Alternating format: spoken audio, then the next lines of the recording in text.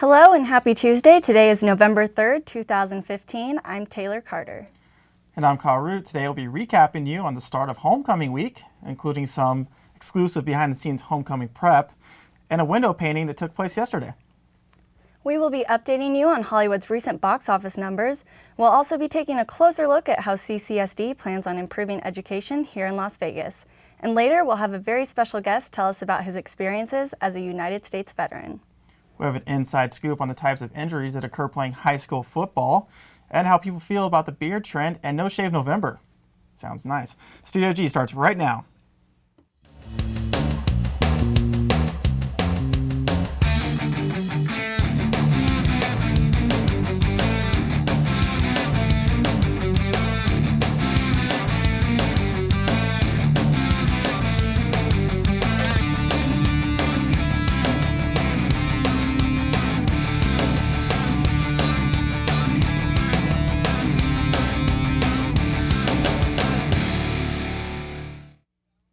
Homecoming week is finally here. Students have been preparing for this week since the spring semester, and this past weekend was super busy for the homecoming prep team. The theme this year is TV shows. So each team has like a different TV show theme, and then for like decorations wise and like events wise, they're all based on different TV shows. So for teams wise, it's fraternity and sorority life, and they usually partner up with each other and make different teams. And then we also have student organizations and like the residential halls, and they also participate in the events as well.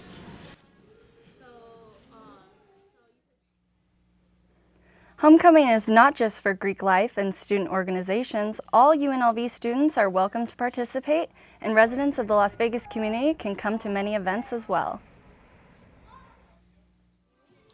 We have a bunch of super cool things happening during homecoming week this year, including we're bringing a zip line to campus, which will be on Tuesday during from 10 to 4, and we'll also have Slurpee machines there, hamster balls, free stuff getting given out all week long, from water bottles to pencils, stuff like that, all kinds of things. And one of the most exciting things is our parade on Friday night at 5 p.m. at Town Square. So there'll be a bunch of floats, Corvettes, cars, free stuff given away, discounts at Town Square. Really anything free that a college student would like will be there. So something different about this year is I really wanted to get everybody involved. I know it is kind of difficult working with student organization schedules because they are all really busy, and I really just wanted to bring back the sense of the entire university being part of homecoming this year instead of just fraternity and sorority life. And I'm doing that by making events that are open to the general public, not just to teams this year. And I'm also very proud to say that we have brought back the Residence Hall division, which has not been a part of homecoming for the last 2 years. Oh, yeah. If you want to participate in homecoming this week, there will be events going on every day this week, and the calendar of events are posted in the Student Union. UNLV has many events throughout the year, and yesterday's window painting event kicked off homecoming week.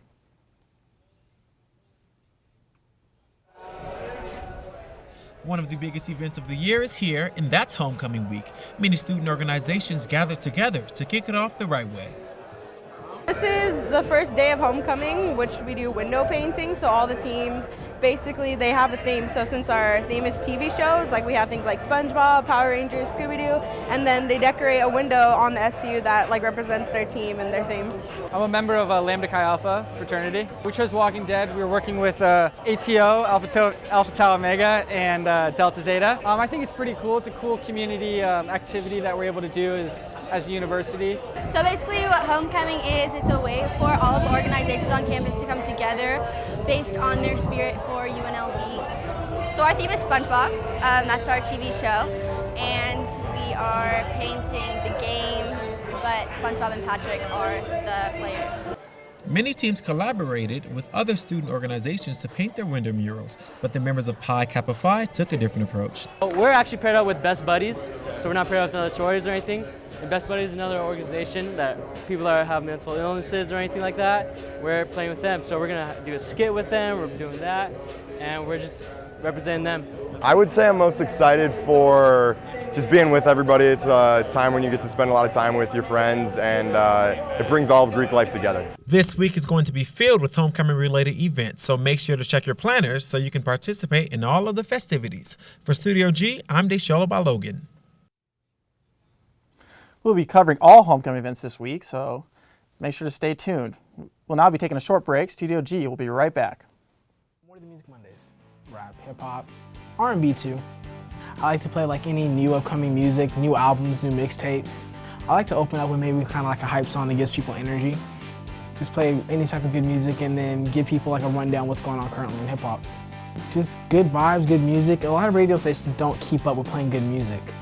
So that's really the goal. This is Jalen Young on More Than Music Mondays. Check me out on the Rebel HD2. Sunday evening jazz. I mainly play a lot of contemporary jazz music from the 1960s up until about 2012, 2013. When I go on, just explain who it was, the name of the song, the name of the artist, maybe the name of the album, their career. I just hope that everybody enjoys it and appreciate it for the kind of music it is and how great it is. My name is Sam, and I host Sunday Evening Jazz on the rebelhd2.com.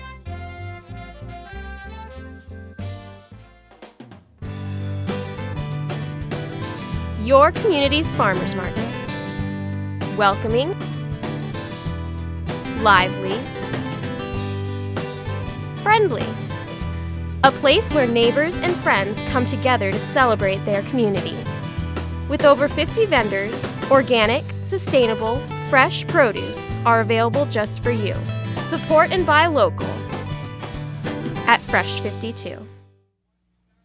There are more zombies to look forward to in upcoming movies. A new celebrity has joined the Power Rangers cast, and The Martian reigns supreme at the box office. Here is your Hollywood report.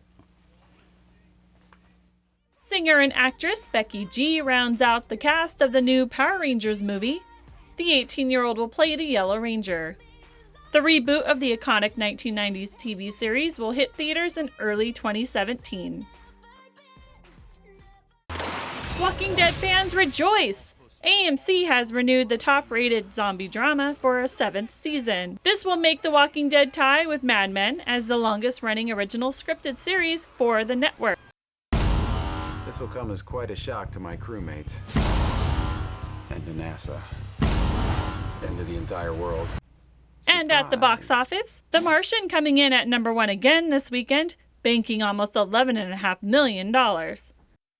Teen thriller Goosebumps hanging on to second place, earning about $10 million. Maybe they're friendly. Not friendly. Definitely not friendly. And Steven Spielberg's Bridge of Spies coming in at #3, bringing in more than $8 million. Just avoid interaction with people generally. You don't belong. I'm Tracy Phillips, and that's your Hollywood update for Studio G News. Looks like Hollywood has been busy, and the holiday movie season is off to a great start. CCSD is trying to figure out different ways to improve our education system here in Las Vegas. For this reason, CCSD has created FACES, which is responsible for developing, coordinating, and implementing internal and external programs that are focused on increasing family engagement and student academic achievement. FACES is also involved in trying to register more parents for Infinite Campus. Infinite Campus allows parents to track their students' progress online over the school year. And every day we have office help in English and in Spanish for families to come in and get connected to Infinite Campus. They do not have to be a student here at Von Tobel. They can be one of our feeder elementary schools. We welcome all of our community members every day to come in and get connected with Infinite Campus. With our community, and they also work with local and state organizations to increase legislative and community support and communication. We will now be taking a short break. Studio G will be right back. On your personality, and that's what my career is. It feels really incredible because I've been wanting to do something like this for my whole entire life since I was little. I mean, it's an opportunity to express myself, get my voice out in public, and get heard for things that I feel strongly about. This station helped me out a lot, gave me a lot of information I didn't know about a radio station in general. It was really easy to get a show here. I took the classes and did the shadowing. They give you a lot of freedom to do what you like, and I feel like there's a lot of support in places you can get answers to. It's just an incredible experience because I could take what I learned here and I could turn it into something more.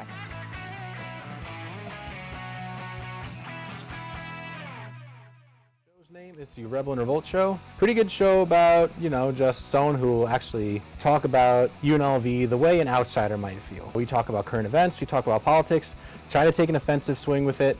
Sometimes it's hit or miss, and we talk about, the little things in life that everybody laughs about. And we are the Rebels and we are revolting. My name is Jameson Wilk and I run the Rebel and Revolt Show, and you can tune in at therebelhd2.com.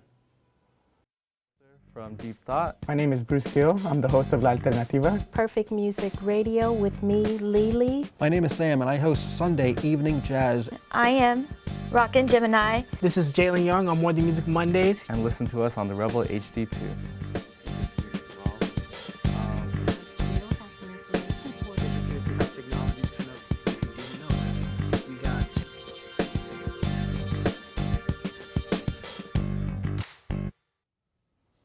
Welcome back to Studio G. I have United States Marine Corps veteran here, Andrew Rocco. How you doing today, Andrew? I'm doing okay, fine.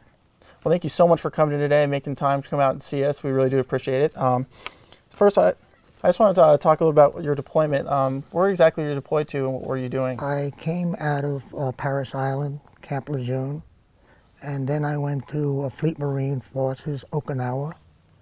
And from there, we put all our luggage and baggage in a holding area. And if you came back alive, you would come and retrieve all your belongings.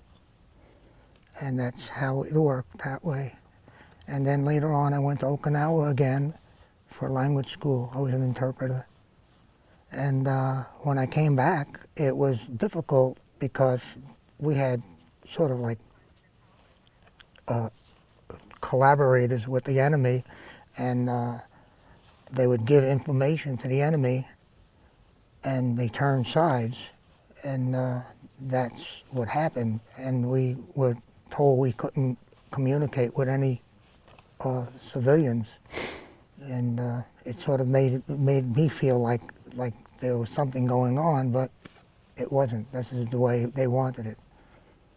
And things progressed and worked out differently than what we wanted it to, but and I went from there to Da Nang, was my first deployment station, until I found out where I was going to be, and it was with 0811 artillery, field artillery, where I later on became an interpreter and a gunner. Gunner meaning I was in charge of 6 cannons, 155 howitzers, which is on my tattoo. And this on my left arm is a tattoo of Vietnam. And that was going on fine until when I came back, I ran into, my base camp was no longer there, Camp Carroll and Camp Evans. And what happened is my outfit pulled out, and my uncle was looking for me. He was in country too, and he didn't find me because I was on a plane heading back to Quezon. And in Quezon, when I got there, I was off of a C-130, and it took a direct hit with a 122 millimeter rocket, 120 millimeter rocket, and it killed all 9 passengers on board. And then we had, later on, we started stripping the airfield and using the beach matting for cover up for our underground houses. And it went from tent city to living underground. And then between that and the bombing every day, every night, which was horrific bombing. It was rolling thunder, they called it. And actually it was rolling thunder. Constantly, 24 hours a day. Thunder, lightning, it looked just like lightning. And this was how it was, day after day after day. And we wind up, one of my cannons was hit with a 120 millimeter rocket, a direct shot, and it blew it up. And then we wound up with 6 cannons, and I divided the black men in my cannon because I had a good rapport with black people because I came from Harlem, and it was great, you know, being brought up with people that were of different color, and you know, it was great. And I got along good with them. I had no problems with them, and they were no problem to me. And they listened to whatever was told to them. Yeah. And basically, this is what was going on day after day. And then we wound up, we got orders to rescue a unit that was up on Hamburger Hill that was 19 and Hell in a Helmet. And when we got there, we only had 219 survived out of 1,000 Marines. And that was what was going on, and life was difficult. It was really unbearable, and this is what's going on day after day after day. And I wound up with PTSD. I wound up later on being blind and glaucoma, and my son is presently blind now, and he has hearing loss and speech, and he has he needs a pancreas implant, and he's on a list for a pancreas, and you know, this is life. Yeah, I mean, hearing your story, that, you know, I think that's important for us all to know. Coming up on Veterans Day, people, you know, maybe realize what you've all done for our country. Yeah. What does Veterans Day mean to you? Well, it means a lot to me. It means like the respect of a veteran, to appreciate what he's done for your freedom. And this is what I don't understand, why people don't, you know, just come by and pat him on the back and say, you know, thank you for your service, and thank you, and I appreciate what you've done for me, for my freedom. You know, whatever went on back in the 70s and the 60s were totally different. Kent State, it's a different era. It's like whatever was going on, where police can go in there and storm a college, and it was different. It was really totally uncalled for, but that's what life is. Goes on and on. Yes. Well, Andrew, I speak for all of us here at Studio G. We appreciate your service, and thank you for everything you've done for our country. Thank you so much for being on the show today. And I want to make it one thing clear, that every branch of the service works together. Mm-hmm. And if it wasn't for 19, the Hell in the Helmet, to come and rescue us, they saved our lives. They brought me back. And I'm here to be part of this, to tell you my experience. And it was an experience, and without them, we wouldn't be here today. Well, I appreciate you. Thanks for coming on and sharing your experience with us. I'm glad we can share that to everyone, and that's so appropriate for the Veterans Day coming up. Thank you. All right. We will now be taking a quick break. Don't go anywhere. Studio G will be right back. Studio G, at first it looks overwhelming, and at first it looks like it's a lot of work, but I'll tell you what, it's the most beneficial class I've had at UNLV to date, without a doubt. You get to not only develop stories and work on your interviewing skills, your editing skills, and your shooting skills from a camera perspective, you get to work on all the equipment that's in the studio. So you're working on audio, you're working on directing, tech directing. You get to produce your own show. You can take a 30-minute newscast and make it your own. And that's really cool about Studio G. Like I said, a lot of it seems overwhelming at first, but it is by far the best class I've taken at UNLV since I've been here. I really enjoy doing my show.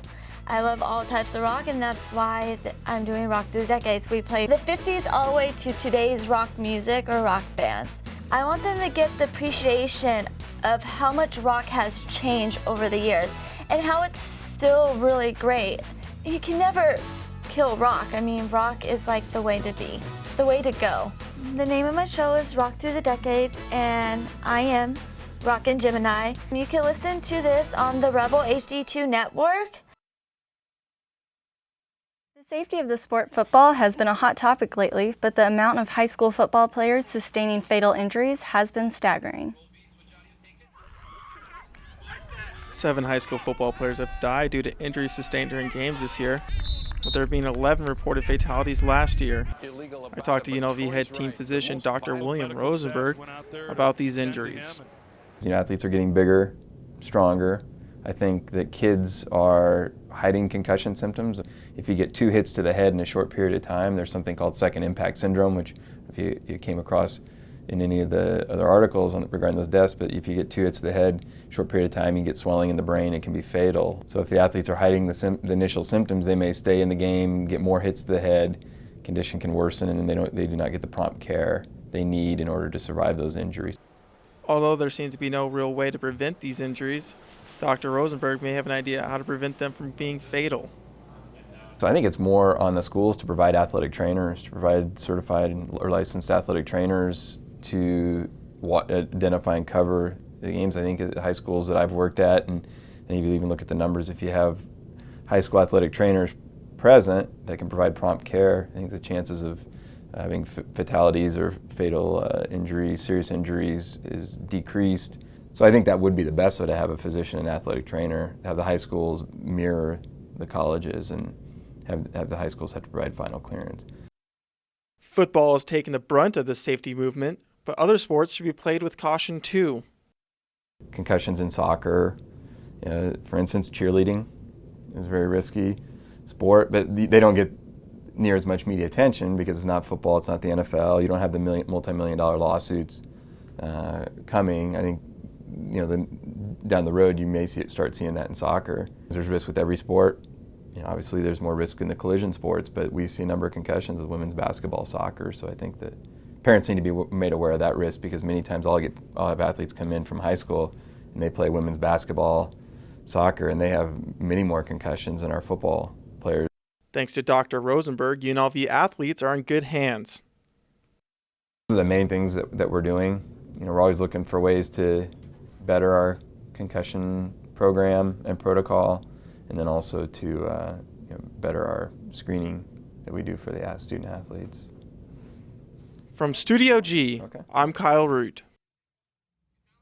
Hopefully those numbers can be brought down with proper preparation. There's a new fashion style hitting the streets of Las Vegas and other big cities.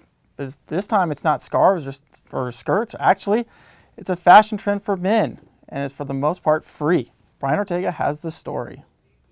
If you thought growing a beard was easy, think again. I condition it quite regularly, like 3 times a week. Maybe once every 2 days, I'll have beard oil. So I have to go to all the YouTube tutorials, and I use shea butter and leave-in conditioners, and I have a separate shampoo and conditioner for my beard. It seems like going lumberjack is a pretty in the thing to do nowadays, with more men turning to facial hair as a form of expression. It's always kind of a point of pride when you're a guy and you finally are able to grow something out of your face that doesn't look like peach fuzz. As it is a trendy thing, when asked if it will come and go, the men said, absolutely. Like, I was the weird guy with the beard before, and I'll probably be the weird guy with the beard after, but right now I'm the cool guy with the beard. We try to get another perspective, so we asked some girls how they feel about the bearded movement. I love that. I love the lumberjack look. I want them to look dirty. Don't try if you can't do it. If you have patchy ones, you're just trying too hard, then you're gross. As having a beard has become more accepting, does having one cause any problems gaining employment? Luckily, especially because of the popularity of beards, it's just mostly about trimming. It's making it so, if you're working food, forget about it. You have to wear a thing over your face. That's dumb. But if you're working a service job, that's easy. You can just keep it trimmed, keep it looking nice. Bert even had some suggestions for some professions who haven't yet caught up with the trend. We need more people in media and politics. Politics has a serious lack of beards. I think it should be even more popular than it is. So we asked the guys how their beards help with the ladies, and we got some surprising results. It helps with the dudes. Yeah. Nice. Did that do that too? Yeah, it most certainly does. Oh yeah, my girlfriend specifically told me, I don't care whatever you do with your hair, keep the beard. There are all sorts of beards out there and fashion trends, but Will this be the last of the lumberjack look? I hope not. I mean, I hope beards are around to stay. I mean, like I said, like politicians need to start doing it. Like, let's get, you know, Macklemore, get the big beard. Like, I can see it. Like, let's get everybody loving on the beard because it's healthy. It keeps your face happy and makes you look really good. I feel like I'm missing just a little bit of this story, but hopefully by the end of November, I'll have sprouted a full beard to see what it feels like to be just like a lumberjack. It is No Shave November after all. I'll have to ask Kyle what he uses to put in his beard. For Studio G, I'm Brian Ortega. Thanks, Brian. I actually just use something from Lush. It's called a little beard wash. Straightens it up really nice. Many of the men that were interviewed said that the key to growing a nice beard and keeping it clean is shampoo and conditioner, a couple times a week, that is. And trimming is a must if you're going to work with your bushy beard. Doing that interview with Andrew, it really brings in, how many, vets are out there. It's just, it's just to take a day to appreciate them. And it makes it more personal rather than just hearing about it. You hear a specific story. I know my grandpa, he served in the military, and it's important that we recognize and appreciate these vets. And his story, really drunk home a little bit because I know my grandpa had very similar stories. He served in World War II, and he went through a lot of the same things he did. So it really hits home. And when we take that day off next week, maybe we should take some time, to really appreciate what we did for the vets. And when you see one out, let them know that you appreciate them. Yeah, especially with it coming up this week or this next week. Yeah. So Andrew brought us some pictures to look at. Right here, that's him. He's on the top of his artillery there. Flip to the next one. There's his unit that he was in, right there. And see which one's in. I think that's him right there. So then on the next one, I think this one's my favorite here. Yeah, there he is. That is Andrew chilling. So yeah, that's him again. This is a good one. Yeah. He wanted everyone to see this, so we could take him back. That's Andrew there. So thank you so much for coming in today, Andrew. We appreciate you talking to us and giving us your time of day. Well, that's all we have for you today. I'm Taylor Carter. And I'm Kyle Root. Make sure to join us next time on Studio G. Well, see you later.